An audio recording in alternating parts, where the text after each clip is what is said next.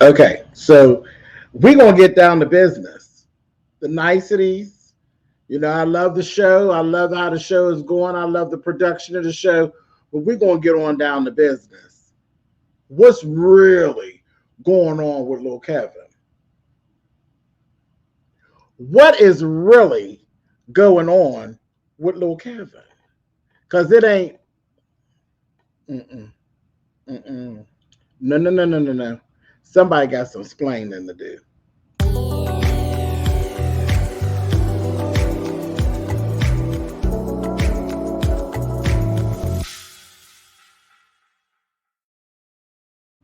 Hey guys, thanks so much for clicking on the video. This is my review for the Braxtons. This is season 1, episode 3. Yes, we've got, listen, the initial shock is all gone. It is what it is. I'm loving, I did the other 2 episodes and I've told you all I'm loving the new production. I'm loving where they are, not as a family.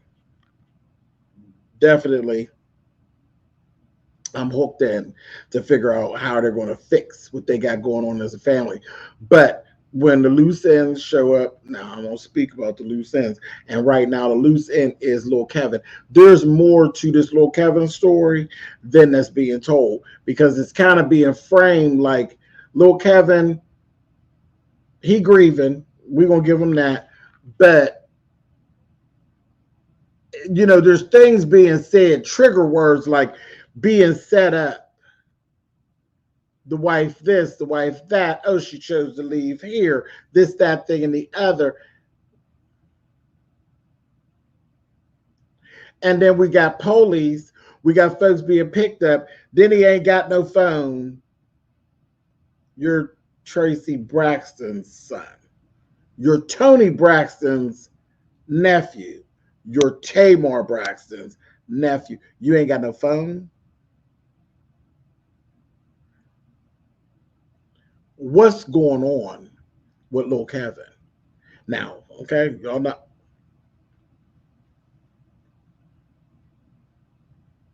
I need answers. Something ain't right. Something ain't right. And then some of that triggering stuff that people being put in jail and warrants, bench warrants, and do people get caught up in the penal system? Yeah. But generally, when you get caught up in the system, it's because you want something that happened. It ain't you just being tame and calm. Is Lil Kevin snapping out, and y'all ain't talking about that? Is Lil Kevin? What is going on with Lil Kevin? And we got to get to it because it's not. We're not going to do week to week to week to week to week and nothing. We're going to get to it anyway. Let's go back to the beginning of this episode here. Lunchtime. Listen, that Miss E. Miss E is the new Tamar of this series because she's going to provide you some laugh time. When she said, "I want a virgin, not a slut," I said, "Oh, talking about a drink at the luncheon." It was a lunch. It was with Trina and Miss E and Tawanda, and she don't drink alcohol, so she said, "Y'all, I thought they did like clean clean or neat versus dirty is, no alcohol versus alcohol." But what she said, I want, no, virgin, you just say virgin. There's no other side of it. You just don't say nothing. Just a virgin just means, you don't want any liquor. I never heard it. I don't want no slut. I said, let me see. Girl. Girl, what's a little slut between friends, honey? It's okay. I got real tickled right there. I said, "Oh, girl, you the new Tamar. You got jokes." So I said, "Okay." So she was telling them, Tracy talked to you all a lot about your sisterhood and your bond and the loss of the bond and where y'all were and that kind of thing. She said, "I'm just kind of feeling like you all were not listening to Tracy." So I said, "Okay, I get that too. I get it. I get where she's going with it." Then I thought about it and I said, don't start weaponizing the passing of Tracy. Like that's a real sketchy line to be dancing on. Try kind of like villainizing them because like, oh, you didn't, you all agreed when Tracy was dying that you all would build your sister bond back, but y'all not build the sister bond back. So now you're going to shame them because it won't last. It won't hold. If you shame them into rebuilding their bond, it'll be fake and it'll be phony. It'll be fake and phony. It'll be a lot like Tamar's persona sometimes. And you see that doesn't hold up. See, that was shady. Yeah, that was shady. I meant it though. I ain't taking it back. I meant it. But yeah, don't shame them into what you promised Tracy. They need to want the bond to be what it was at one time so it can actually stick and it can strengthen. I don't think it'll be a good idea to shame them into being together. I just don't. Truly, when my grandmother was living, my grandmother wanted my aunt and my mother to be like her and her sister. They just aren't that. They aren't that. It don't matter what my aunt and my mother do. They will never be my grandmother and her sister. They just not that. I don't believe they were ever that. So they're just not that. But my grandmother would, do a lot and they would play a lot, as oh, my sister this, my sister that. And I know my mother does love her sister and her sister loves her, but they not that. They not what my grandmother wanted them to be. They just don't have it in them. They just two different people. So the hell with all that. That's bullshit. You know what I mean? And you can see it. And then my grandmother then transitioned and look, like it never happened. Now they doing them. My mother's over there doing what she do. My aunt's over there doing what she do. My mother's an old nasty piece of Gemini. Okay? An old nasty piece of Gemini. My mother is black or white. There is no gray area with her at all. She don't play them games. My aunt, she's gray area for the most part. So they don't always see eye to eye. And then my mother's like, psh, you know what I mean? But when my grandmother was alive, my mother wasn't so quick to, my mother would try to play the game and try to acquiesce. But now, my grandmother done transitioned, honey, and my mother's like, oh, girl, honey. Again, no gray area. So that kind of just don't include my aunt. She loves her sister, but she ain't playing them gray area games. She don't do it. And she shouldn't. She should. My mother's 74 years old. She shouldn't have to play in the gray area with a goddamn soul that she don't want to play in there. Is it always nice? No. Hell, she'll play. I'm gray area a lot of times because I'm different. I'm not black and white. I'm a Capricorn. So I can see the forest through the trees. I can see, oh, look, it's beautiful. If you just look at it real hard, you can see the beauty in it. My mother's like, no, honey, it's dead. It's a dead tree. I don't see anything but a dead tree. So, so it's that kind of thing. I told y'all I veers off. It is what it is. But y'all get it. Y'all get what I'm talking about. Stop with the forced situations. Stop with the shaming of people, and people trying to be close to appease somebody else. That shit doesn't work. It's just fake and it's phony and it'll never be anything but that. Fake and phony. And I might do a whole video about that because that's something that really needs to be touched on.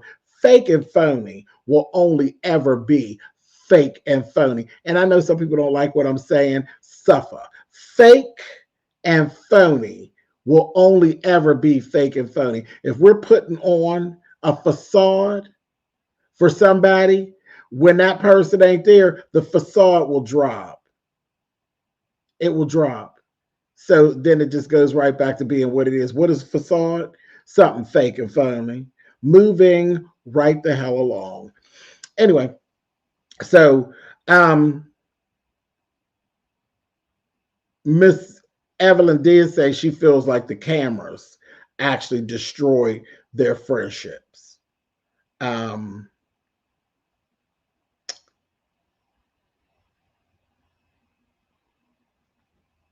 did it?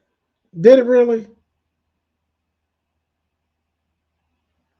Did the camera really destroy their friendships? Or when the cameras came on, we always saw that their friendships were good in some areas and fake and phony in others? Because we always seen it from the door. Like maybe because y'all were on the inside looking out, we're on the outside looking in. We kind of just saw some of the flaws in it. I think the cameras enhanced it and brought it, brought the ugly out of some folks. But I don't think it actually killed the friendships. I think the friendships were a little rocky anyway. A little rocky. I think the church, we're church people. We're from the church. We love everybody. And we definitely love each other. Oh, look, we sing together. Ooh, and look, and we're from the church. I think a lot of that had a lot to do with the friendships. And the further and further your girls got into the world and less at the church, I think a lot of that lifted the fake and the phony because it ain't necessary. And the fake, the church, we ain't at the church. We got money. Money has a way of showing it's the ugly. Put the Bible down, pick your purse up. You replace your Bible with a Coach bag, and shit gets real fast. I just said a whole lot in this first 10 minutes, so I'm just going to leave that alone. We're going to leave all of that right there, and I'll probably revisit it again another time because I think that's getting ready to get too deep. All of that's getting ready to get too deep, so folks will be mad at me. Moving on. I said I was moving on, and I didn't move anywhere. Moving on. Yeah. Then they talked about not paying. Miss E said, I ain't paying because Tony going to get mad. Moving on. So Tony sat with her management and we got to hear some more about the building of the concert and that kind of thing. And she literally is loving the marrying of her brand and Cedric the Entertainer. I can imagine that that's probably really fun and new because Tony's whole show is shake a little tit, shake a little ass, sing a little song, and that's it. It's this sell a little sex and low emotion and then move it on. And now bringing in the comedy aspect, that's like a whole new dynamic to her show. And so it makes things all new again. And I bet that is fun for her because I'm just trying to envision Toni Braxton in a show that's not all sultry and sexy because I've seen Toni live and she's amazing. She really is. She really is good live. She really is. But yeah, this is like adding a new layer. And it's always when we test our talents and add to them, it's always an exciting time for me anyway. Whenever I'm tested and I have to add another layer to what it is that I do, especially getting into these bigger ages where I'm like, look, I do what I do, but that's not really my life. I'm open to new stuff because new stuff does excite me. And I think that's, I always say I'm like a Toys R Us kid. I ain't growing up, child. I'm open to new stuff. I'm open to move along with things. That's why YouTube works for me. That's why YouTube works for me. I'm willing to try different things. And this stuff here changes all the time. So I like it. And I'm liking that for Toni. And she seems to be having a good time with it. They talked about the health scare and her encountering fatigue when this actually goes on. And then they're like setting things in motion. What is the plan if I find myself fatigued? You know what I mean? She's not part of a group. She is, she's a solo artist and that kind of thing. So that was very interesting. And I love that the musical producer, he was like, listen, he was very human. He was very human and not so business. He said, listen, I will shut the whole goddamn show down if she ain't looking right. If something in her face ain't looking right and she ain't moving right, I'll shut the whole show down. It'll all pause. I said, now that's what you need. She's not a workhorse. She's not a machine. You need somebody to really build, because she really do got some serious stuff going on. It is serious. When somebody say, if you have a heart attack, you ain't gonna come back from it. Because that's why it's called a heart attack. Because it don't use. I mean, it may have a little warning sign, but you may very well just find yourself in it. You know what I mean? So heart attacks are not anything nice, and to know from the door that you can't withstand it, that's a whole lot to carry. So I get that. Let's move on.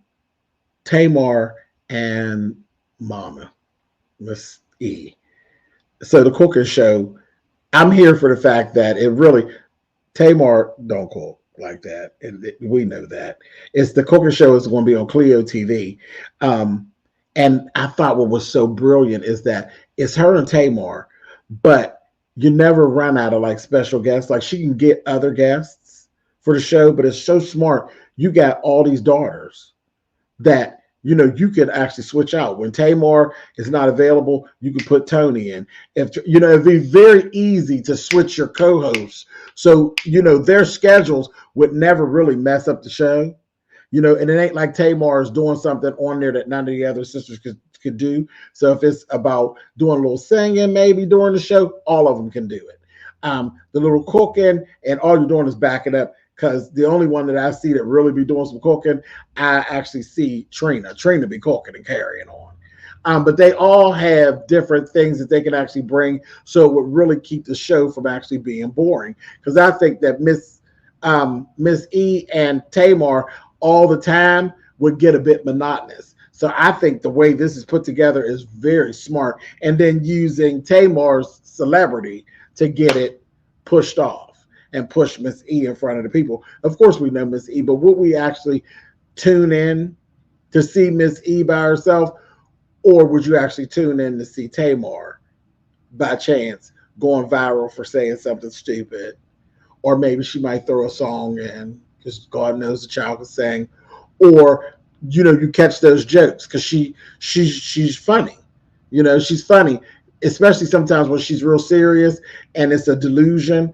And to me, that's really funny. So I would tap in for the delusion that is Tamar Braxton. I would do it. I definitely would do it. So I think it's very, very smart. Very smart. And then, she's just like hanging with an old queen. Old queens is funny. We funny.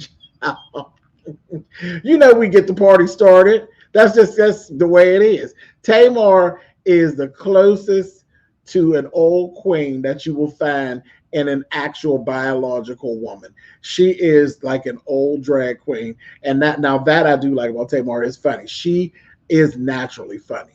And her delusion, it's just funny to me. So, it is what it is. And nobody can deny, child, an old queen is generally the life of the party. Yeah, we are. Unless you find some old dry bitch, and then you can laugh at that hoe for other reasons.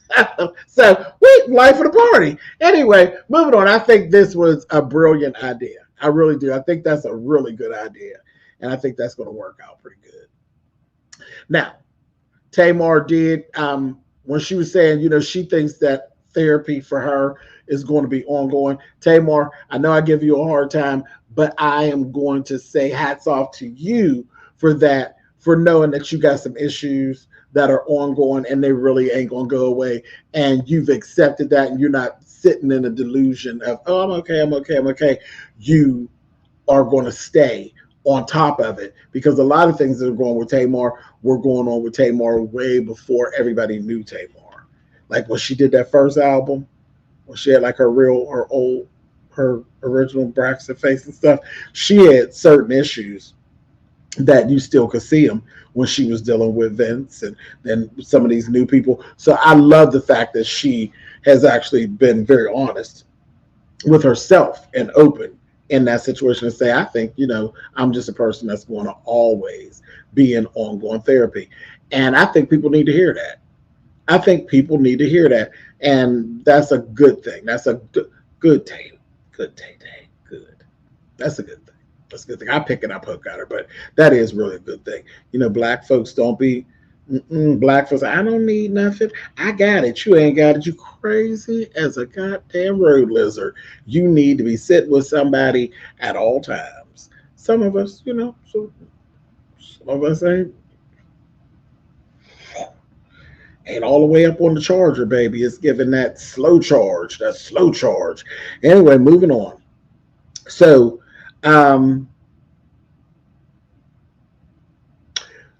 we finally got Trina back in with Spirit, and she's starting on her journey, which is great, which is great. Uh, and I love how she put this when she told her, she said, "I see like movies in my head." And when I told you, I love the way Spirit actually puts things and how she hears it, and then how she puts it back out. I love that Spirit. When she told her, "Tell me about the snapshots that you've pieced together that make the movies in your head." Because that's what she said. When you close your eyes, do you always see the same thing, or do you see different things? She's like, "It's different, but it's this. It's all these. It's that stress." I think that is like the best diagnosis that I've seen so quickly. When she said PTSD, that is exactly what it looks like she has going on. And yeah, I mean, in life, you isn't that what you do? Your mind will keep taking you back to something that really bothers you. That's called a trigger. But it's when you can't get around the trigger is where you end up finding yourself suffering with PTSD. It's just a bunch of triggers, and then you don't know how to compartmentalize them. You don't know how to maneuver them, and you keep finding yourself in a hamster wheel. And that's how I envision what PTSD is to people. They have these triggers, and the triggers are just triggers on overload. It really is a sad state of affairs. Because if you could even imagine something that really bothers you, just constant, constant, constant, constant, it would, at a point, it would make you snap if you don't know how to turn it off. So yeah, very, very sad. But I think she hit it right on the head. So I just love it. I'm loving this whole Spirit, especially with Trina. I'm loving it. But she said that she felt like everything started with the passing of Gabe. And I said, okay, I can see that. I can see that. And then what I didn't know when she was talking about Vaughn, that Vaughn was actually insecure for, because at first we were like, go Vaughn, go Vaughn. But no, Vaughn is actually a man, and Vaughn is normal, and he's insecure. He has insecurities, just like men do. We do. A lot of us have insecurities, and some more than others. Some will admit it, some won't. He don't have to admit it. We caught it when she was saying how when he basically was saying that Gabe visits her in her sleep and stuff and different things like that. And, it scares her. Different things scare her, but sometimes it feels good. She's like, he's not visiting me in a weird way. I get that. I definitely understand it. But when she was saying how Vaughn was kind of insecure and he was feeling a kind of way about it, she's like, like I'm supporting you and you like grieving another man. Hello. Her and that man have a lot of time together. It's not just like a man. It would be no different than like with one of her siblings. Anybody that you spent a bunch of time, you got to give the person another time and give them enough time to not move on, because you don't ever actually move on unless something's wrong with you. Unless something's wrong with you, you will always grieve somebody that you truly loved. You will always grieve them. If you, for me, if I get to a point where I don't remember you, then did I really actually love you? Anybody that I've ever been close to who has left, I still get deja vus. I still get feelings about certain things that we shared. And for me, I feel like if I don't get that and you're no longer on the planet, then I never really gave a damn about you so much anyway. You weren't really that to me. Because each and every person that has ever passed away that I've known and I've actually held a deep love for, it's I still get my feelings, and I think that I feel like that's still grief. Grief comes in waves, and I don't think it ever actually goes away, especially when it comes to like a parent. It don't ever go away. I can't imagine. I will never not grieve my grandmother. I will. I can't. Please. I would be heartbroken, and I'm telling you. Let me tell you something. I would hit my knees so fast and get to talking to that dude up there if I ever felt like I stopped remembering what my grandmother looked like, what my grandmother smelled like, how my grandmother makes me feel. Anything about my Nana, honey, if I start to lose it, I'm going to lose it. Do you understand me? Hell no. Hell no. My godfather, I'm named after my godfather. The James in my name comes from my godfather. If I ever don't feel like I remember, my godfather and the respect I had for my godfather, and child, please, let me tell you something. There's only one person, really, one person that I actually was like nervous about the whole gay thing was my godfather. I was a little nervous about him and how he felt. I wasn't even worried about nobody else. I really wasn't. I wasn't. Not even my mom. I wasn't. My mother's my mother. My mother's gonna always love me, and I knew that. So I didn't go through it. But with my godfather, I was a little nervous about that. You know what I mean? I was a little nervous about that. How is he actually going to take this? Now I'm gonna be who I'm gonna be. I'm not gonna hide it from him. And how could I really hide it? Child, my gate don't turn off. So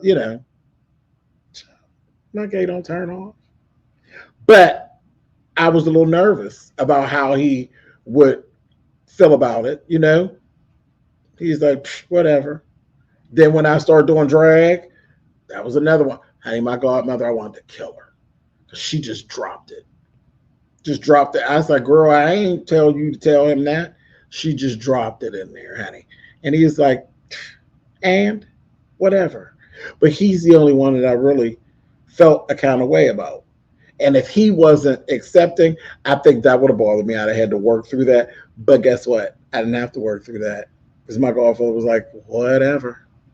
And on to the next thing. And that's where I don't know how many of y'all actually knew that. I don't know if I actually shared that with y'all.